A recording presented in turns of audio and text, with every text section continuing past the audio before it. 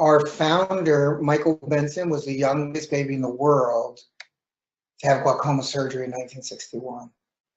And he started the Visual Experience Foundation in 2014. He felt led to share what he went through as a young guy. At 16 years old, they told him to take Braille. He learned to live one day at a time and in the day and not the fear of some made-up future. And in 2014, he felt the calling that it was time to share his experience, strength, and hope with others. What he went through, just the fear of going blind drove him in relationships. It drove him, he needed to make millions of dollars, all these different things. So he started this foundation after a 30-year business career. And what happened was the grace was on it. I mean, he was on the news and everything else. I mean, what exciting, he was on ABC World News, filmed in the Grand Canyon. But what he realized very quickly is that people were only interested in what they were interested in. It became very difficult to raise money. And hundreds of letters came in from the news, but donations did not. And so he became very creative on what he had to do, using in-kind donations and auctions and selling things online for sponsorship. And so that's kind of the formulation of Because.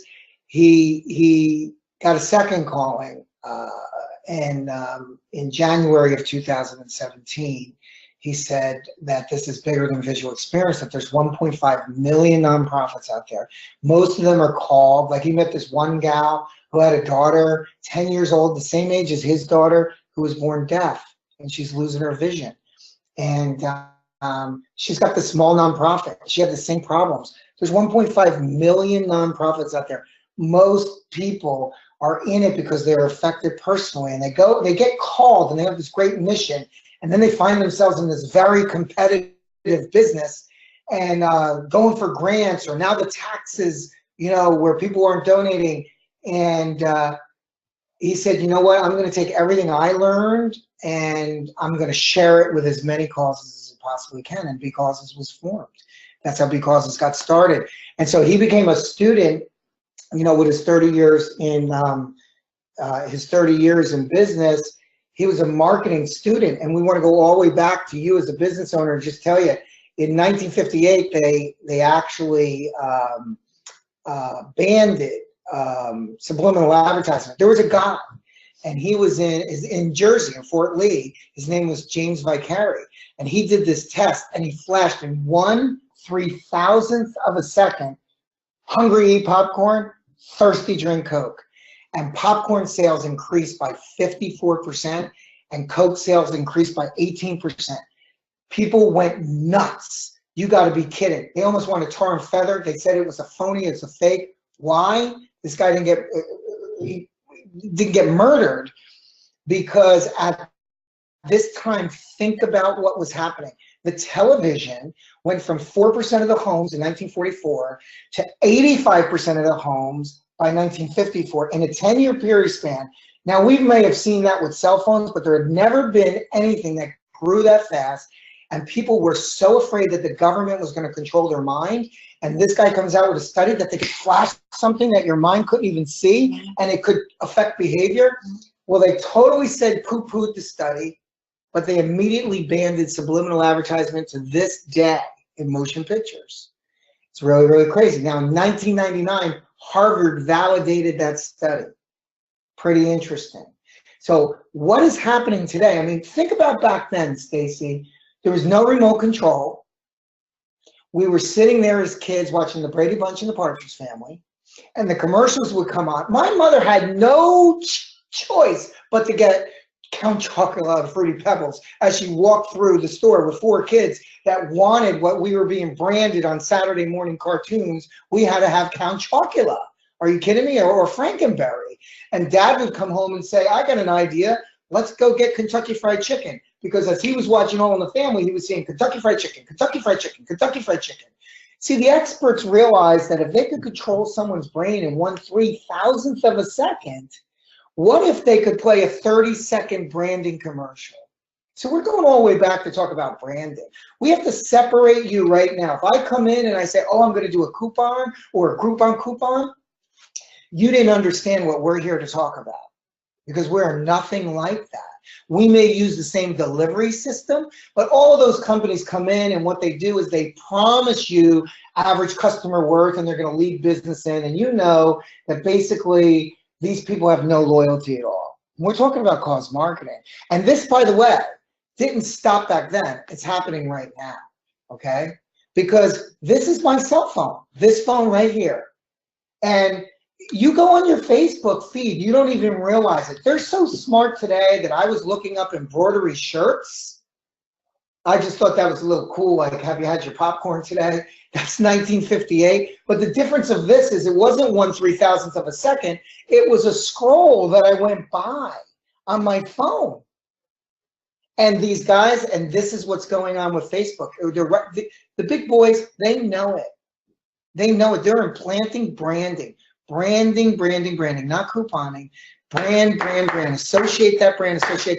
So now as I'm going to see my selfies and my likes, and I post something really cute, and I got 100 likes, and as I'm going through to see what my friends say, all of a sudden this company, Queensboro Embroidering's popping up because I was on somewhere else looking at embroidery, and now they're smart enough to know in my feed somehow to pop this up, and subliminally I've seen it 100 times. And then recently we're talking about getting embroidered shirts, and I go, you know what, there's this company. All I had to do is pick up my phone and go through my feed, and I found them. See, that's branding. That's branding. And so when we go through and we start talking about cause marketing is in 2000 was 700 million. And it's going, and right now it's a $2.6 billion industry. You know what? We ran out of room on this slide because it should just absolutely go straight up. By 2025, the cause marketing industry is going to be tenfold. We are sitting on an explosion. In 1999, 63% of Americans said businesses had an obligation to give back. In 2017, 83% of Americans said businesses had an obligation to give back. And it's going to explode from here. But the interesting thing is 92% want you to give back and feel more connected if you give back to a cause that they care about. You know, let's Stacy, think about that there's 3 breakfast places and you have your choice of where to go to breakfast. And one breakfast place you find out is giving to puppy dogs without a home. And you go, you know, let's go over and have breakfast there because I hear that they're giving the puppy dogs without a home. But then the next weekend, there's 3 breakfast places and you find out they're giving the puppy dogs without a home, they're giving to the Childhood Leukemia Foundation, and another one's given to breast cancer. And your family member died of breast cancer. Which one you going to?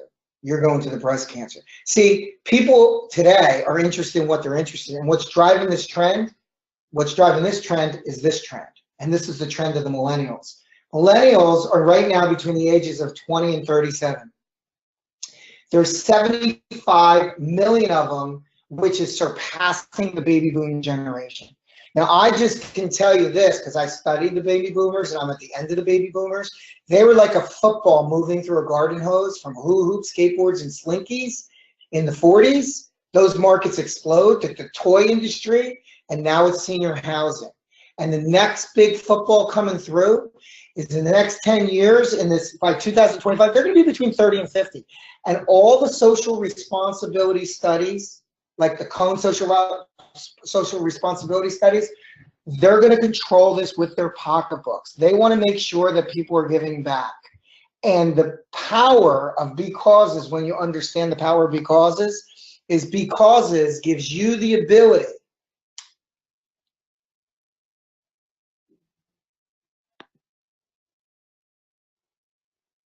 to brand with one offer in front of multiple causes